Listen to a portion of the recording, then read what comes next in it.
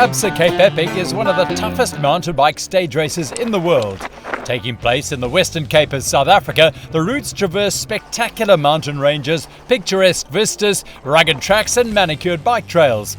The route changes every year, and this, the 21st edition, covers almost 600 kilometers with 16,500 meters of climbing over the 8 days. The teams of two, both pro and amateur, must work together to conquer this challenging race. Today is the penultimate stage of the Absa Cape Epic, and the course is relentless. Yesterday was the Queen stage, but today is also incredibly tough. The overnight rain and the Helderberg mountain terrain is going to test the tired legs and minds of the pros and amateurs. It's 88 kilometers with 2,550 meters of climbing. The men's UCI category. In third, we have the All-African Imbuko ChemChamp A with Marco Joubert and Tristan Nortje. In second are the Italian duo of Simone Avondetto and Luca Braidot for WILIER-VITTORIA. And currently in the yellow leaders jersey by almost 2 minutes are Filippo Colombo and Nino Schurter for SCOTT-SRAM MTB Racing. The gun goes for the men's elite category. They have almost 450 kilometers of racing in their legs, and full focus is required because today will be decisive. There are many teams gunning for the win, and there are teams trying to cement their position on GC. Today's rain will add some spice to the racing, with the rocks becoming slippery and the mud making the surface unpredictable. It'll get into every nook and cranny of the riders and their bikes. Today will be brutal on body and bike. Outright Toyota Songo with reigning Cape Epic champion Matt Beers and US gravel racing star Keegan Swenson have had a challenging race so far, coming in as one of the favourite teams added to the pressure. Swenson has been suffering with back pain compounded by the intense heat on stages 3 and 4. They're currently in 16th in the GC, so are targeting this stage for the win. 2 hours into the race, Beers is at the front, showing his form and dragging Swenson along with him. But after 30 minutes, Swenson's compounded fatigue starts to show, and they're absorbed by SCOTT-SRAM and WILIER-VITTORIA. At the 3-hour mark, cracks start to show in the yellow jersey. Filippo Colombo has been the strongest rider in the field, but at 70 kilometers, after missing some nutrition, he is paying the price. Once again, the African leaders, Imbuko ChemChamp A, are gunning for the stage win, but Braidot and Avondetto are also desperate to take advantage of the struggling yellow jersey.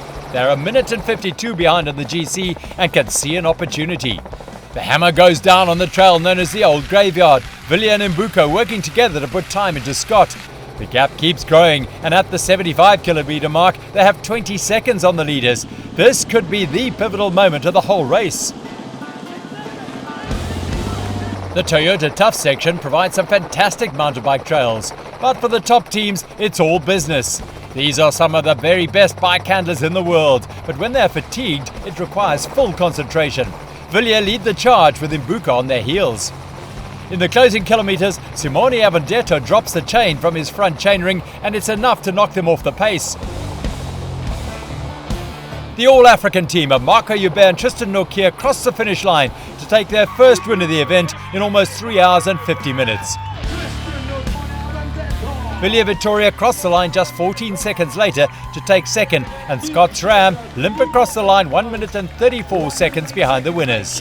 The Stage 6 podium in Lawrenceford sees SCOTT-SRAM MTB Racing in third, WILIER-VITTORIA in second, and a spectacular win for Imbuko ChemChamp A. Tristan Nortje and Marco Joubert, the first All-African team to win a stage since 2022. Filippo Colombo and Nino Schurter lose time in the GC to WILIER-VITTORIA. There is now just 32 seconds between the two teams. Tomorrow's final stage 7 is set to be explosive. In the Aramex UCI Women's category, the All-African team of Bianca Haw and Haley Preen from TitanRacing SE Honeycomb sit in third. In second are Vera Looser and Alexis Skarda from Efficient Infiniti SCB SRAM. And with a lead of almost 15 minutes, we have Toyota Specialized, Annika Langvad and Sofia Gomez Villafane.